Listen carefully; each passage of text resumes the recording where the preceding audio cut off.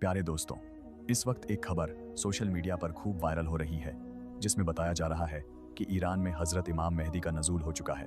यानी कि हजरत इमाम मेहदी ईरान के तेहरान में आ चुके हैं और कदम कदम पर ईरानी फौज की मदद कर रहे हैं। आज के इस वीडियो में हम आपको इस वायरल खबर की पूरी सच्चाई बताने वाले हैं और इसके साथ ही आपको हजरत इमाम मेहदी और क़यामत के हवाले से कुछ ऐसी बातें भी बताने वाले हैं जिनके बारे में जानना हर मुसलमान के लिए बहुत ज़रूरी है। इसलिए आज का यह वीडियो आप सभी के लिए बहुत खास है। आप इसको आखिर तक ज़रूर देखें और सबसे पहले अगर आपका हजरत इमाम मेहदी और क़यामत के दिन पर यकीन है तो आप इस वीडियो को दिल से एक लाइक ज़रूर कर दें और मेहरबानी करके इसे शेयर भी कर दें ताकि और भी लोगों के पास यह वीडियो पहुंच जाए। तो चलिए दोस्तों, शुरू करते हैं। दोस्तों, ईरान में एक शहर है कासबिन। वहाँ के एक इमाम जुम्मा है। उन्होंने कल ईरानी मीडिया को एक इंटरव्यू दिया था जिसमें उन्होंने इस वाक़ये का जिक्र किया है। वो कहते हैं कि ईरान के सुप्रीम लीडर अली खामनेई की शहादत से एक हफ्ता पहले वो तेहरान गए थे अली खामनेई से मुलाकात करने के लिए। लेकिन जब वह वहाँ पहुँचे तो उन्होंने देखा कि अली खामनेई साहब बहुत परेशान नज़र आ रहे हैं। यह देखकर उन्होंने पूछा कि रहबर, आप इतने ज़्यादा परेशान हाल क्यों हैं?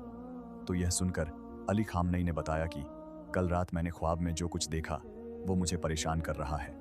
इसके बाद सुप्रीम लीडर अली खामनेई ने बताया कि कल रात मैंने ख्वाब में देखा कि मैं एक बहुत बड़ी मस्जिद में नमाज पढ़ रहा हूँ और वो नमाज में नहीं पढ़ा रहा हूँ बल्कि इमाम कोई और है जो नमाज पढ़ा रहा है और मैं उन नमाजियों में पीछे नमाज पढ़ रहा हूँ। फिर जब नमाज मुकम्मल हुई, यानी कि जब नमाज पूरी हो गई, तो इसके बाद मैं उन इमाम साहब के पास पहुँचा जिन्हें देखकर मैं हैरान रह गया, क्योंकि उन्हें देखकर मुझे एहसास हुआ कि यह तो इमाम वक्त है, यानी कि हजरत इमाम मेहदी हैं। इसके बाद मैं हजरत इमाम मेहदी के साथ बैठकर बातें करने लगा और उन्हें सारी बातें बताई। इस वक्त हमारे मुल्क ईरान की क्या हालात चल रही हैं, बस इन्हीं बातों को लेकर मैं बहुत ज़्यादा परेशान हूँ। सारी बातें सुनकर हजरत इमाम मेहदी ने फरमाया कि मैं अच्छी तरह से जानता हूँ कि आपके मुल्क के हालात कैसे हैं, आपके मुल्क में कितनी ज़्यादा परेशानियाँ चल रही हैं, लेकिन अब मैं चाहता हूँ कि आप थोड़े दिन आराम कर लें। आपने अब तक बहुत काम किया है, अब आप थोड़े दिन आराम फरमा लीजिए। इसके आगे इमाम जुम्मा बताते हैं कि उस वक्त रहबर ने अपना जो ख्वाब मुझे बताया, उस वक्त मुझे उनका यह ख्वाब समझ नहीं आया था। लेकिन फिर जब 15 दिनों के बाद सुप्रीम लीडर अली खामनेई की शहादत हो गई तब मुझे एहसास हुआ, यानी कि तब मुझे यह बात समझ में आई कि हजरत इमाम मेहदी अली खामनेई को उनकी शहादत की खबर देने के लिए आए थे, यानी कि उनकी शहादत की इत्तला देने के लिए आए थे। तो दोस्तों, इस वाक़ये से हमें पता चलता है कि हजरत इमाम मेहदी के ज़ुहूर का वक्त बहुत करीब आ चुका है और इस वक्त ईरान के जो हालात चल रहे हैं वो आप सबकी आंखों के सामने हैं। इस वक्त ईरान इजराइल, अमेरिका समेत 13 या 14 मुल्कों के साथ अकेला लड़ रहा है। यह कोई छोटी मोटी बात नहीं है। इसके अलावा आप इस बात को भी याद रखें कि अगर इस वक्त हजरत इमाम मेहदी की मदद ईरान के साथ नहीं होती तो इतने देशों के साथ अकेला ईरान का लड़ना मुश्किल ही नहीं बल्कि नामुमकिन था। तो इन बातों से यह बात साफ हो जाती है कि हजरत इमाम मेहदी का ज़ुहूर करीब हो चुका है और बहुत ही जल्द इस दुनिया में इमाम मेहदी का ज़ुहूर होने वाला है और इसके लिए हमें और आपको दुआ भी करनी चाहिए ताकि दुनिया में अमन और चैन कायम हो सके। तो दोस्तों, जैसा कि आप सभी को मालूम होगा कि क़यामत के करीब खुरासान से एक लश्कर निकलेगा जो हजरत इमाम मेहदी की हुकूमत कायम करने में मदद करेगा। इस बारे में हमें बहुत सारी हदीसें पाक भी मिलती हैं, लेकिन अब सवाल यह उठता है कि क्या यह लश्कर इस वक्त भी मौजूद है, और अगर है तो इस फौज का सरदार कौन है, इसका लीडर कौन है और यह लश्कर इस वक्त कहाँ पर है, और क्या हम उस पेशगोई के बिल्कुल करीब पहुँच चुके हैं जिसके बारे में हम सदियों से हमारी बुजुर्गों और उलमा इकराम से सुनते आ रहे हैं। लेकिन आज के दौर में हमें यह सारी पेशगोइयाँ बिल्कुल हकीकत में बदलती हुई नजर आ रही हैं। दोस्तों, हदीस पाक में है कि क़यामत के करीब खुरासान से एक लश्कर निकलेगा जो हक का परचम बुलंद करेगा और हजरत इमाम मेहदी की मदद करेगा ताकि इस दुनिया में अदलो इंसाफ कायम किया जा सके। इस लश्कर के बारे में जिक्र किया गया है, इसे कोई न रोक सकेगा और यह लश्कर बैतुल मुकद्दस में पहुंच जाएगा और वहां पर जाकर हक का झंडा गाड़ देगा। लेकिन अब सवाल यह पैदा होता है कि यह खुरासान कहां पर है, क्योंकि सदियों से इसे लेकर अलग अलग तरह की राय पेश की जाती रही है। बाज़ लोगों का कहना है कि खुरासान मौजूदा अफगानिस्तान का कुछ हिस्सा है, जबकि कुछ लोग इसे पाकिस्तान से भी जोड़ देते हैं। लेकिन आज के दौर में जैसे जैसे पूरी दुनिया की पाकिस्तान कराने वाली है, हालात बदलती जा रही है, यह निशानियां और भी ज़्यादा साफ होती जा रही हैं। अब अगर हम बात करें खुरासान की पेशगोई की, तो इसको लेकर बहुत सारे लोग इशारा कर रहे हैं ईरान की तरफ, क्योंकि जैसा आप सब जानते हो, ईरान ही वो देश है जिसने सिसकते हुए फिलिस्तीनियों के लिए, लेबनान के मजलूम लोगों के लिए मजबूत कदम उठाया है और आज उनके लिए इजराइल और अमेरिका जैसे मजबूत देशों के साथ जंग कर रहा है।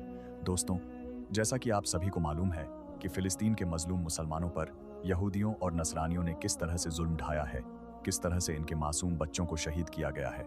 बस इसी वजह से यही वह जंग है जो हमें बहुत सारी निशानियां दिखा रही है, जो कि इन पुरानी पेशगोइयों से मिलती जुलती है।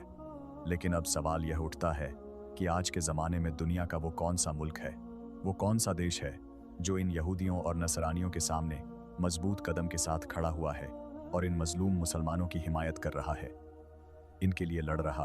अगर हम मौजूदा हालात को देखें तो यह ईरान ही है, क्योंकि जैसा आप सबको मालूम है कि वो देश ईरान ही है जो इन मजलूमों के लिए इजराइल और अमेरिका जैसे मजबूत देशों के साथ जंग कर रहा है।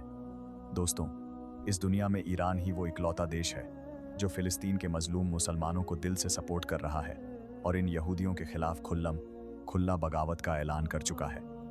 और यही नहीं, इन मजलूमों के लिए आज इजराइल, अमेरिका समेत 13 या 14 मुल्कों के साथ जंग लड़ रहा है। तो आज ईरान, इजराइल और अमेरिका की इस जंग को देखकर यह बात साफ हो जाती है कि शायद यही वो लश्कर है जिसका जिक्र हदीस पाक में कई जगह पर किया गया है, और वो लश्कर इसी मुल्क से यानी कि ईरान से ही निकलने वाला है। और साथ ही यह निशानियां हमें यह भी बताती हैं कि शायद आज हम उस वक्त के बहुत करीब पहुंच चुके हैं जिसका हमसे वादा किया गया है। दोस्तों, इसके अलावा अगर हम हजरत इमाम मेहंदी के जुहूर की बात करें तो इस्लामी रिवायत के मुताबिक हजरत इमाम मेहंदी का जुहूर दुनिया में अदलो इंसाफ कायम करेगा।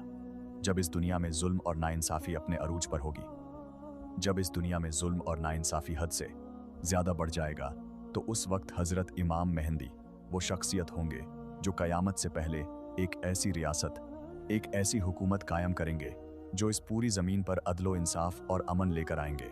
हज़रत इमाम मेहंदी की हुकूमत के दौर में 2 अहम हुकूमतें होंगी, एक तो होगी आसमानी मदद और दूसरी होगी ज़मीनी मदद। रिवायतों के मुताबिक हज़रत इमाम मेहंदी की मदद के लिए आसमान से एक बहुत बड़ी शख्सियत नाजिर होंगी जिनका नाम हज़रत ईसा अलैहिस्सलाम होगा।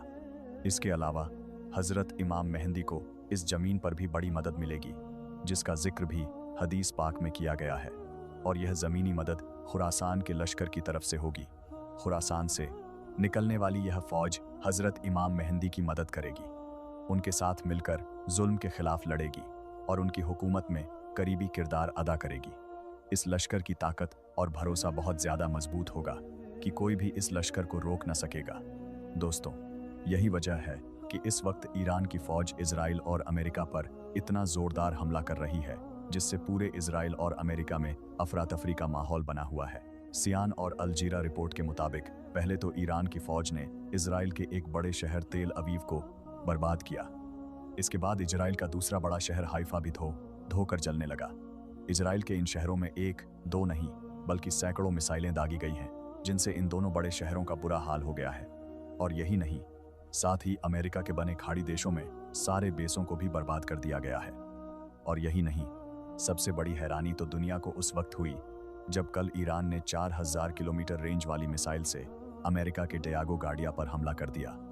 और यही नहीं, अब यह खबर भी निकलकर सामने आ रही है कि ईरान के हमले में इजराइल का वजीर आजम नेतन्याहू भी मारा गया है, क्योंकि इस वक्त नेतन्याहू के जितने भी वीडियो सामने आ रहे हैं वो या तो AI से बनाई गई वीडियो हैं या फिर पुरानी वीडियो दिखाई जाएगा रही हैं। इसके अलावा कुछ खबरों के मुताबिक इजराइल के वजीर आजम नेतन्याहू देश छोड़कर भाग गए हैं। रिपोर्ट के मुताबिक जैसे ही तेल अवीव के बाद हाइफा जैसे बड़े शहर पर एक के बाद एक मिसाइल दागी गई, तो यह देखकर नेतन्याहू ने डर के मारे अपनी रिहाइशगाह को छोड़ दिया और भागकर किसी खुफिया बंकर में पनाह ले ली। जबकि कुछ रिपोर्ट में यह दावा किया जा रहा है कि नेतन्याहू अपना देश छोड़कर कहीं भाग गए हैं। इसलिए अब खबर आ रही है कि इजराइल और अमेरिका ने ईरान के आगे घुटने टेक दिए हैं। इजराइल और अमेरिका ने अपनी हार मान ली है। और यही नहीं, अब इजराइल और अमेरिका में बहुत ही जल्द तख्ता पलट भी होने वाला है, क्योंकि नेतन्याहू तो अब देश छोड़कर भाग चुके हैं और अब उनके जो करीबी हैं उनको भी पदों से हटाया जा रहा है। बस इन्हीं सब बातों को देखते हुए कहा जा रहा है कि अब बहुत ही जल्द इजराइल में तख्ता पलट होने वाला है। और दूसरी तरफ अमेरिका के लोग भी ट्रंप के खिलाफ हो चुके हैं। वहां पर भी ट्रंप के लोग अपने अपने पदों से इस्तीफा दे रहे हैं। ऐसे में कहा जा रहा है कि अब बहुत ही जल्द अमेरिका में भी ट्रंप के खिलाफ बगावत होने वाली है। दोस्तों, इन सब बातों को देखते हुए ऐसा लग रहा है कि यह वो दिन आ चुका है जिसकी पेशगोइयां आज से बरसों पहले की जा चुकी हैं, क्योंकि इस वक्त ईरान ने इजराइल और अमेरिका को 24 घंटों का अल्टीमेटम दे दिया है और कहा है कि या तो इजराइल और अमेरिका अपनी हरकतों से बाज आ जाएं, मजलूमों को सताना बंद कर दें, या फिर तैयार हो जाएं एटमी हमले के लिए, जिसके बाद इजराइल और अमेरिका में कुछ भी नहीं बचेगा। खैर दोस्तों, आज के इन हालात को देखकर हम इस बात को महसूस कर सकते हैं कि जैसे जैसे इस दुनिया में जुल्म बढ़ता जा रहा है, यह सारी निशानियां आहिस्ता आहिस्ता साफ होती जा रही हैं। ऐसा लगने लगा है कि अब वो वक्त बहुत करीब आ चुका है जब यह सारी करीब ने पारी करा है। निशानियां मुकम्मल तौर पर हकीकत में बदल जाएंगी और हजरत इमाम मेहदी का जुहूर हो जाएगा और इस दुनिया में अदलो इंसाफ कायम हो जाएगा। आखिर में अल्लाह ताला से दुआ है कि अल्लाह पाक ईरानी फौज की मदद फरमाए और इजराइल और अमेरिका पर फतह नसीब करे और ईरान के सुप्रीम लीडर सैयद मुस्तबा खामनेई साहब की हिफाजत फरमाए। दोस्तों, आप सभी से रिक्वेस्ट है कि चैनल को सब्सक्राइब नहीं किया है तो जल्दी से चैनल को सब्सक्राइब करें और बेल आइकन दबाना बिल्कुल न भूलें ताकि हमारी नई वीडियो सबसे पहले आप तक पहुंच सके। फलस्तीन, यह सिर्फ आज का मसला नहीं बल्कि पिछले 3000 साल से इस सिटी को कब्जा करने की लड़ाई चल रही है। आज से 3300 साल पहले अल्लाह ने मूसा अलैहिस्सलाम को हुक्म दिया कि बनी इजराइल यहूदी को इजिप्ट में फिरौन की गुलामी से निकालकर आज़ाद कर दो, और फिर बहुत मुश्किल से फिरौन ने आखिर बनी इजराइल को आज़ाद कर दिया, जिसके बाद मूसा अलैहिस्सलाम बनी इजराइल को लेकर फलस्तीन के पास आए और कहा कि इस सिटी पर हमला करो। लेकिन बनी इजराइल ने कहा कि आप और आपका रब जाकर लड़े, हम यह लड़ाई नहीं करने वाले हैं, जिसकी वजह से अल्लाह ने 40 साल तक इन्हें इस डेजर्ट में रहने की सजा दी, जिधर मूसा अलैहिस्सलाम पर आसमानी किताब तौरात नाजिल हुई। और इस तौरात के पहले chapter the book of genesis में क्लियरली लिखा है, साफ साफ लिखा है कि यह इलाका फलस्तीन अल्लाह ने सिर्फ और सिर्फ इब्राहिम अलैहिस्सलाम की औलाद के लिए रखा है, जिसकी वजह से आज तक यह जितनी लड़ाइयां चल रही यह इसलिए है क्योंकि यहूदी एक क्लेम करते हैं कि तौरात की इस आयत के मुताबिक जेरूसलम और फलस्तीन पर सिर्फ और सिर्फ बनी इजराइल का हक है, क्योंकि बनी इजराइल इब्राहिम अलैहिस्सलाम की औलाद इसहाक अलैहिस्सलाम की औलाद में से है। एंड इट मेक्स सेंस, तब तो इनको मिलना चाहिए। लेकिन तौरात में लिखा है कि यह इलाका इब्राहिम अलैहिस्सलाम की औलाद के लिए, सिर्फ इसहाक अलैहिस्सलाम की औलाद के लिए नहीं। इब्राहिम अलैहिस्सलाम के एक नहीं बल्कि 2 बेटे थे, इसहाक और इस्माइल। इसहाक अलैहिस्सलाम वाजिद फादर ऑफ बनी इजराइल, बट इस्माइल अलैहिस्सलाम को अरबों का फादर समझा जाता है। और यह बात सिर्फ हम नहीं, इवन यहूदी भी इस बात को मानते हैं। तो इन्हीं की किताब तौरात के मुताबिक फलस्तीन पर सिर्फ इसहाक अलैहिस्सलाम की औलाद का हक नहीं है, बल्कि इस्माइल अलैहिस्सलाम की औलाद अरबों का भी हक है। मूसा अलैहिस्सलाम के साथ 40 साल डेजर्ट में रहने के बाद आखिर बनी इजराइल ने यूशा जोशुआ की लीडरशिप में फलस्तीन को फतह कर लिया। लेकिन कुछ ही अरसे बाद यह सिटी इनके हाथ से दोबारा निकल गई और फिर अगले 300 साल तक बनी इजराइल इस सिटी को दोबारा हासिल नहीं कर सके। लेकिन 300 साल बाद बनी इजराइल ने दाऊद अलैहिस्सलाम की लीडरशिप में इस सिटी जेरूसलम को दोबारा फतह कर लिया और उनके बेटे सुलेमान अलैहिस्सलाम ने यहाँ पहली दफा अल्लाह की इबादत के लिए एक मस्जिद, एक टेम्पल बनाया। सुलेमान अलैहिस्सलाम के बाद यहूदियों ने फलस्तीन और जेरूसलम पर 400 साल तक हुकूमत की। लेकिन 400 साल बाद बैबल इराक में एक बहुत ही ताकतवर एम्पायर बन चुकी थी, जिसके बाद शाह बख्त नसर ने अपनी एम्पायर को बढ़ाने के लिए फलस्तीन पर हमला कर दिया और जेरूसलम को तबाह बर्बाद कर दिया और उसके अंदर हजारों यहूदियों को शहीद भी किया और उस टेम्पल को भी तबाह कर दिया जो सुलेमान अलैहिस्सलाम ने बनाया था। और जितने यहूदी जिंदा बच गए थे उन सारों को गुलाम बनाकर अपने कैपिटल बैबल इराक ले गया और 70 साल तक यहूदी इराक की गुलामी करते रहे। लेकिन 70 साल बाद इराक पर ईरान के एक बहुत ही नेक बादशाह साइरस द ग्रेट ने हमला कर दिया, जिसे हम जुल्करनैन के नाम से जानते हैं। साइरस द ग्रेट ने की इस हुकूमत को फतह कर लिया और यहाँ जितने भी यहूदी थे उन सारों को वापस फलस्तीन भेजा और उन्हें फंड्स भी दिए कि वापस जाकर सुलेमान अलैहिस्सलाम के टेम्पल को दोबारा बना जो इसे पहले तबाह कर दिया गया था। जिसके बाद यहूदियों ने फिर फलस्तीन पर 400 साल तक हुकूमत की। लेकिन फिर इन पर एक ऐसी हुकूमत ने हमला किया जिसने सारे यहूदियों को यहाँ से 600 साल तक बाहर निकाल दिया, द ग्रेट रोमन एम्पायर, और बनी इजराइल पर इतना जुल्म किया जो इससे पहले किसी ने भी नहीं किया था। यहूदियों ने रोमन एम्पायर से लड़ने की भी कोशिश की, लेकिन रोमन एम्पायर ने हजारों यहूदियों को कत्ल किया और हालात इतने खराब हुए कि यहूदी रोमन एम्पायर से छुपकर गारों में रहने लगे और रोमन एम्पायर ने बैतुल मकद, जिसे पहले सुलेमान अलैहिस्सलाम और फिर जुल्करनैन ने बनाया था, दोबारा तबाह बर्बाद कर दिया और उसके बाद यह टेम्पल आज तक दोबारा नहीं बन सका। रोमन एम्पायर ने फलस्तीन और जेरूसलम पर 600 साल तक हुकूमत की, लेकिन 600 साल बाद रोमन एम्पायर ने एक ऐसी गलती की जो उसे कभी नहीं करनी चाहिए थी। उन्होंने अरब में बहुत ही तेजी से फैलते हुए नए रिलीजन इस्लाम पर हमला करने की कोशिश की, लेकिन इस्लामिक रिलीजन और खिलाफत इतनी तेजी से फैलती गई कि कुछ ही सालों में रोमन और पर्सियन एम्पायर दोनों को फतह कर ली, जिसके बाद हजरत उमर दुनिया के सबसे ताकतवर बादशाह बन गए, जिनकी हुकूमत अलेक्जेंडर दी ग्रेट की एम्पायर से थी बहुत बड़ी थी। आखिर मुसलमान रोमन एम्पायर को फतह करते करते जेरूसलम के दरवाजे तक पहुंचे। रसूल अल्लाह सल्लल्लाहु अलैहि वसल्लम ने पहले ही कह दिया था कि मुसलमान एक दिन जेरूसलम जरूर फतह करेंगे। अब मुसलमानों के पास दो ऑप्शन, या तो जेरूसलम को उसी तरह तबाह किया जाए जो इससे पहले बाकी बादशाहों ने किया था, और या इसका सीज मुहास कर ले। आखिर 6 महीने बाद जेरूसलम के गवर्नर सफरोनिया ने कहा कि मैं यरूशलेम सिर्फ एक ही शर्त में मुसलमानों के हवाले करूंगा कि मुसलमानों के बादशाह उमर खुद आकर मुझसे मिले। तो खालिद बिन वलीद रजी अल्लाह ताला अन्हु ने सोचा कि अब मुसलमानों के अमीरुल मोमिनीन को क्यों डिस्टर्ब किया जाए, तो वो खुद उमर बनकर सफरोनिया से मिलने गए। क्योंकि खालिद बिन वलीद रजी अल्लाह ताला अन्हु की अपीयरेंस बिल्कुल हजरत उमर से मिलती जुलती थी और दोनों की हाइट भी बिल्कुल सेम थी, और वो 7 फुट, लेकिन वह एक शख्स हजरत उमर से पहले ही मिल चुका था। तो उन्होंने कहा कि यह हजरत उमर नहीं हो सकते, तो मजबूरन खालिद बिन वलीद रजी अल्लाह ताला अन्हु को हजरत उमर उस वक्त दुनिया के सबसे ताकतवर बादशाह को जेरूसलम बुलाना पड़ा। सफरोनिया फुल लग्जरी गोल्ड और सिल्वर पहनकर बिल्कुल तैयार हो गया, क्योंकि इतने बड़े बादशाह उनसे मिलने आ रहे थे। लेकिन सफरोनिया और पूरा जेरूसलम यह देखकर हैरान हो गया कि बादशाह का गुलाम ऊंट पर बैठा हुआ है और बादशाह खुद बिल्कुल आम कपड़ों में पैदल चलकर आ रहा है। यह मंजर जेरूसलम वालों के लिए बहुत शॉकिंग था, क्योंकि इससे पहले जब भी किसी बादशाह ने जेरूसलम पर फतह हासिल की है, उसने इस सिटी को तबाह बर्बाद कर दिया था और यहाँ की गलियों को खून से भर दिया था। लेकिन अब यह एक बादशाह आया है जो उन सारों से ज्यादा ताकतवर है, लेकिन बगैर किसी सी फौज के और बिल्कुल आम कपड़ों में। ऐसा इससे पहले कभी भी नहीं हुआ था। हजरत उमर रजी अल्लाह ताला अन्हु ने सारे रिलीजियस को आजादी दी और बगैर कोई खून बहाए सफरोनियास ने जेरूसलम को हजरत उमर के हवाले किया। लेकिन उन्होंने एक शर्त यह भी रखी कि मुसलमान यहूदियों को जेरूसलम आने की इजाजत नहीं देंगे। लेकिन हजरत उमर रजी अल्लाह ताला अन्हु ने उसकी यह शर्त नहीं मानी और यहूदियों को भी बैतुल मुकद्दस आने की इजाजत दी। और इस तरह पहली दफा जेरूसलम इब्राहिम अलैहिस्सलाम के बेटे इस्माइल अलैहिस्सलाम की औलाद के पास आया। इसके बाद ऑलमोस्ट 350 साल तक मुसलमान, क्रिश्चियन और यहूदी जेरूसलम में बिल्कुल पीस और अमन के साथ रहने लगे। लेकिन फिर 350 साल बाद क्रिश्चियन ने पूरे यूरोप से फौज जमा करके जेरूसलम पर दोबारा हमला कर दिया। उस वक्त मुसलमानों के आपस में बहुत लड़ाइयां चल रही थी, जिसका फायदा उठाकर क्रूसेडर्स ने आसानी से जेरूसलम को फतह कर लिया। और जेरूसलम फतह करने के बाद मुसलमानों और यहूदियों पर अनबिलीवर्स जुल्म किया और हजारों मुसलमानों और यहूदियों को शहीद कर दिया और मस्जिदों और सिनेगाग्स कर दिया। और हिस्ट्री में लिखा है कि क्रूसेडर्स ने जेरूसलम की गलियों को मुसलमानों के खून से भर दिया था और इवन मस्जिद अक्सा को भी मस्जिद से एक महल पैलेस में बदल दिया था। यहूदियों के औरतों और बच्चों ने अपनी जान बचाकर अपने आप को सिनेगाग्स लिया, लेकिन क्रूसेडर्स ने इन सारे बिल्डिंग्स को आग लगा दी और इनके बच्चों और औरतों को जिंदा जला दिया। और यह सब सिर्फ हमने कहते हैं, बल्कि यह ऑथेंटिक हिस्ट्री का हिस्सा है जिसे यूरोपियंस भी मानते हैं। इसके बाद इन क्रूसेडर्स ने जेरूसलम पर ऑलमोस्ट 90 ईयर्स तक हुकूमत की। लेकिन फिर 90 ईयर्स बाद मुसलमानों के एक बहुत बड़े बादशाह सुल्तान सलाहुद्दीन अयूबी ने पूरी मुस्लिम दुनिया से फौज जमा करके जेरूसलम को दोबारा क्रिश्चियन से छीन कर फतह कर लिया। और उस वक्त सारी क्रिश्चियंस का यह ख्याल था कि अब सलाहुद्दीन हमसे उसी तरह बदला लेगा जिस तरह हमने लाखों मुसलमानों को शहीद किया था। लेकिन सलाहुद्दीन अयूबी ने बिल्कुल हजरत उमर रजी अल्लाह ताला अन्हु की तरह सारे क्रिश्चियन को माफ कर दिया। इवन क्रिश्चियन भी इस बात पर हैरान हुए और सलाहुद्दीन से पूछा कि जब हमने फतह किया तो हमने हर मुसलमान को कत्ल किया था।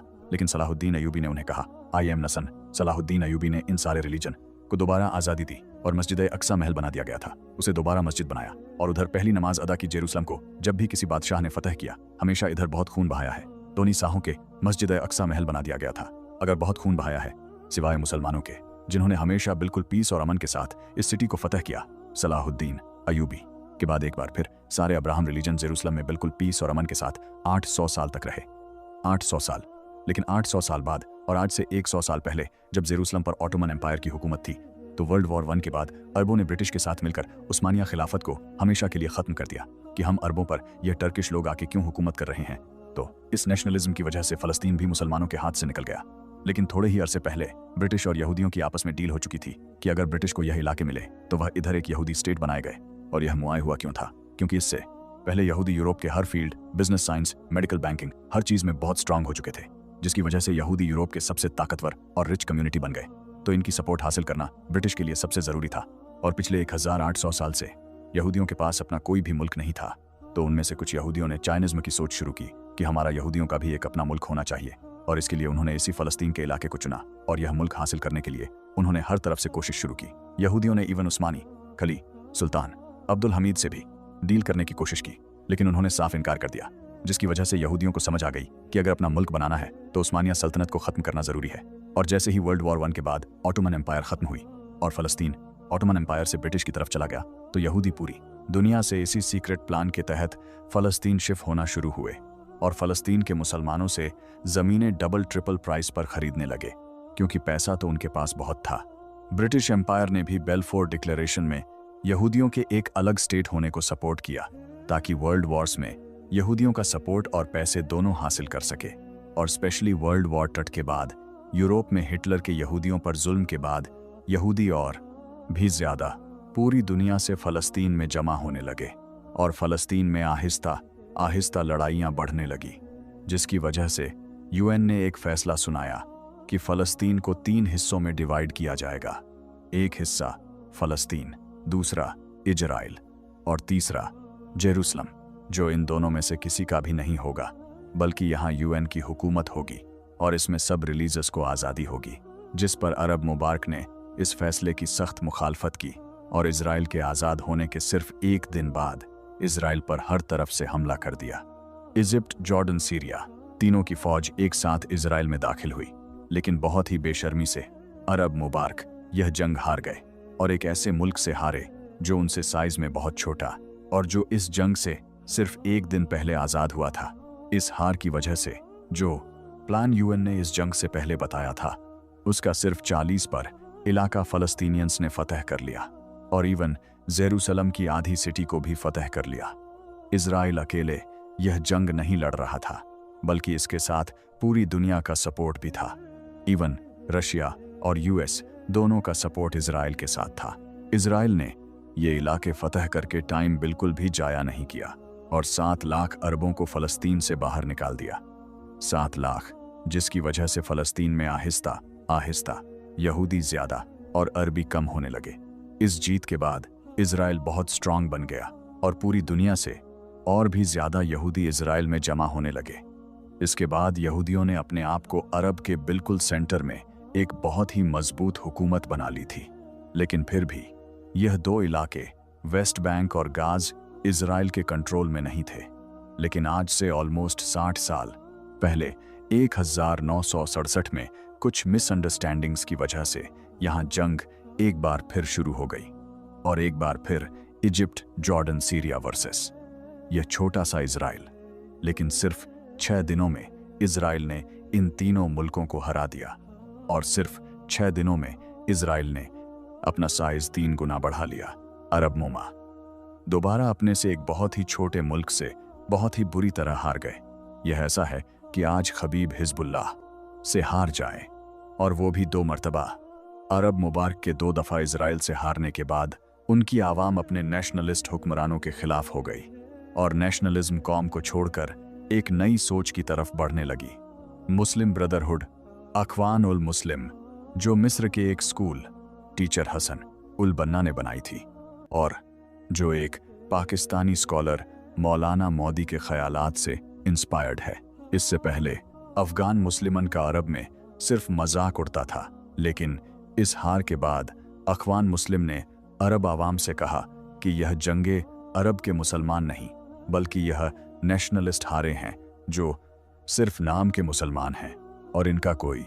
जिसके बाद अरब की आवाम इस नई सोच मुस्लिम ब्रदरहुड की तरफ आने लगी। हमास भी इसी अखवान उल मुस्लिमन से इंस्पायर्ड एक ग्रुप है, लेकिन अखवान मुस्लिमन वायलेंस के खिलाफ। इस जीत के बाद इजराइल ने वेस्ट बैंक, गाजा और जेरूसलम पर कब्जा कर लिया और आज तक यह सारे इलाके इजराइल से दोबारा कोई भी नहीं छीन सका। आमीन, अल्लाहुम्मा आमीन। एक बार आप भी कमेंट बॉक्स में आमीन जरूर लिख दें। आपका वीडियो देखने के लिए बहुत बहुत शुक्रिया।